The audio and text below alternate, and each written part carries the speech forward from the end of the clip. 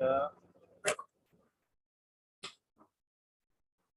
आप देखें स्टॉक 10% का नुकसान है, तो स्टॉक का 10% 20,000 का 10% 2,000, फर्नीचर 500 एंड मशीनरी पर 8%, मशीनरी पर 8%, तो 40,000 का 8%, 8 4 जा 32, 40,000 का 8%, 8 4 जा 32, ये डाल दो, खत्म, सब नुकसान है, फटाफट से डाल दो।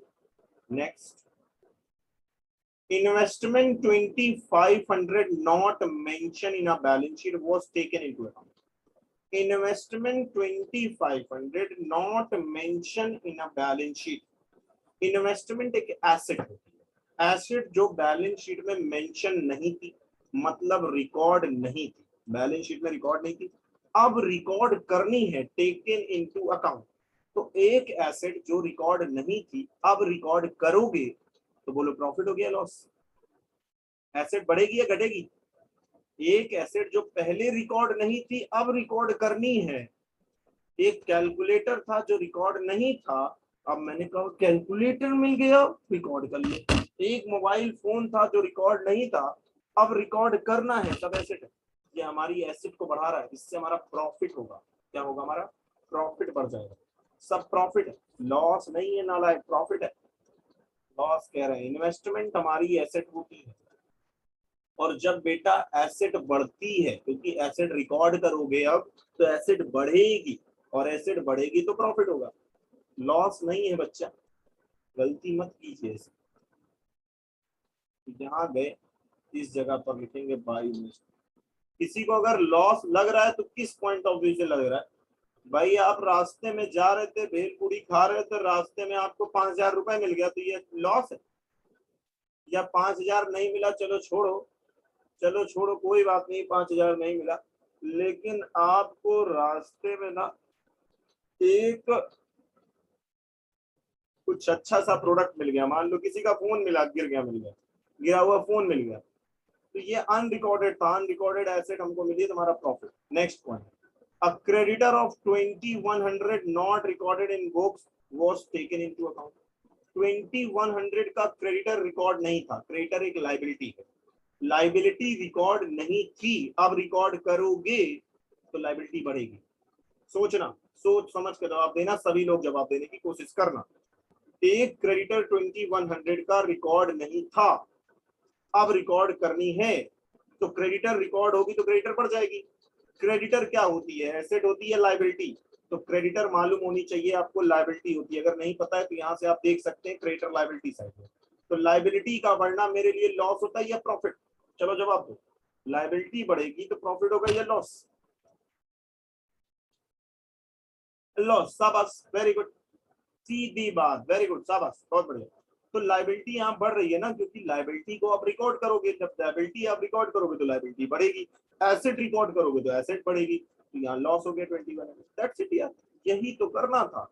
और मोस्टली बच्चों का जब ये पेपर में आया, ये किस साल के पेपर में आया? ये 2020 में नहीं, 2019 में शायद आया हुआ क्वेश्चन, तो ये लॉस बढ़ रहा है ना। 2019 जिस साल ये पेपर में आया, मैं सच बता रहा हूँ, 90% बच्चों का रिवैल्यूएशन गलत हुआ। अब आप उम्मीद कर लीजिए कि उस साल के पेपर में अगर रिवैल्यूएशन आप गलत कर दिए तो आपका पार्टनर कैपिटल अपने आप गलत हो गया, जब पार्टनर कैपिटल गलत हो गया तो बैलेंस शीट भी गलत हो गया। तो मतलब आपका नींव, आपकी जड़ बेकार थी, जब नींव ही बेकार तो पेड़ कहाँ तना खड़ा होगा, फल कहाँ अच्छे होंगे?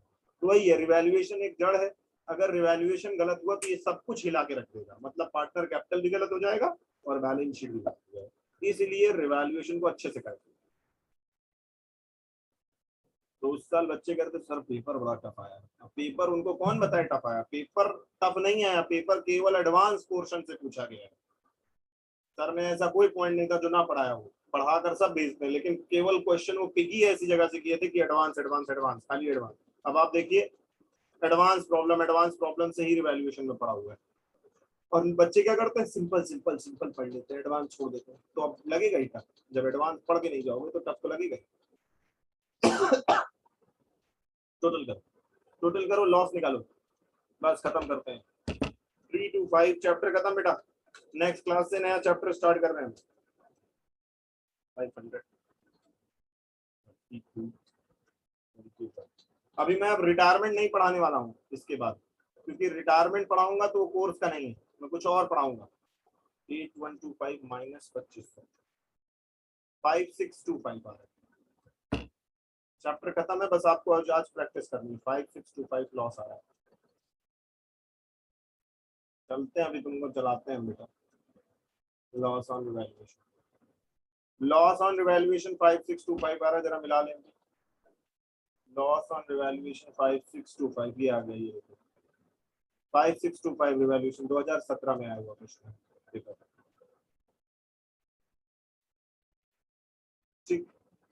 चलिए और बताएं।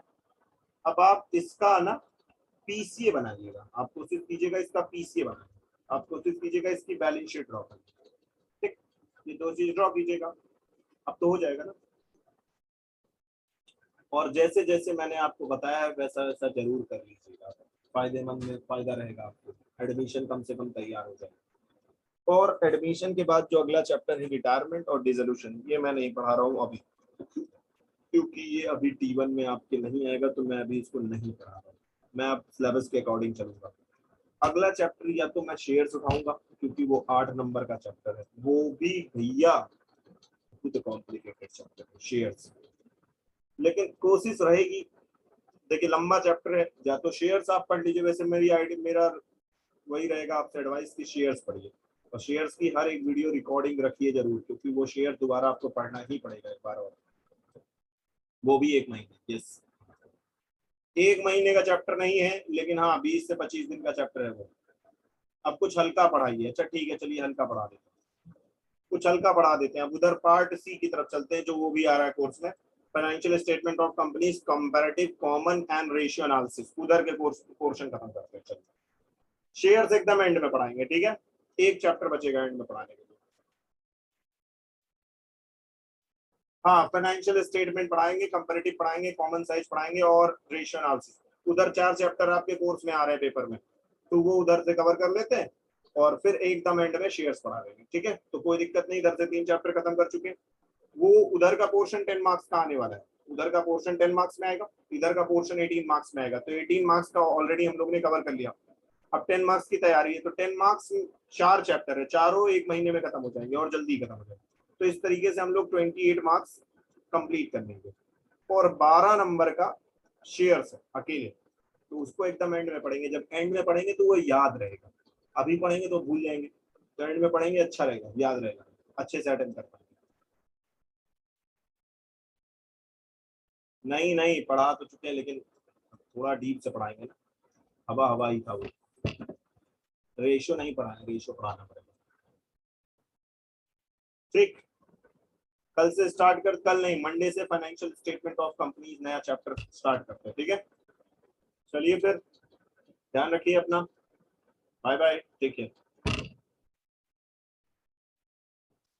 यू टू बेटा, have a nice day to all of you. हमारा ऑब्जेक्टिव नहीं होगा, ऐसा कोई गाइडलाइन नहीं है, आपका भी ऑब्जेक्टिव होगा T1 में, गाइडलाइन नहीं है। डीप से पढ़ लेंगे, बहुत अच्छी बात, डीप से पढ़िए। आईएससी काउंसिल का सिलेबस ही नहीं आया बेटा, क्या कर सकते हैं। सिलेबस आने दीजिए, वेट कर लीजिए थोड़ा सा, सिलेबस आ जाए उस हिसाब से करेंगे ना। सिलेबस ही नहीं इशू कर रहे हैं नालायक कहीं के।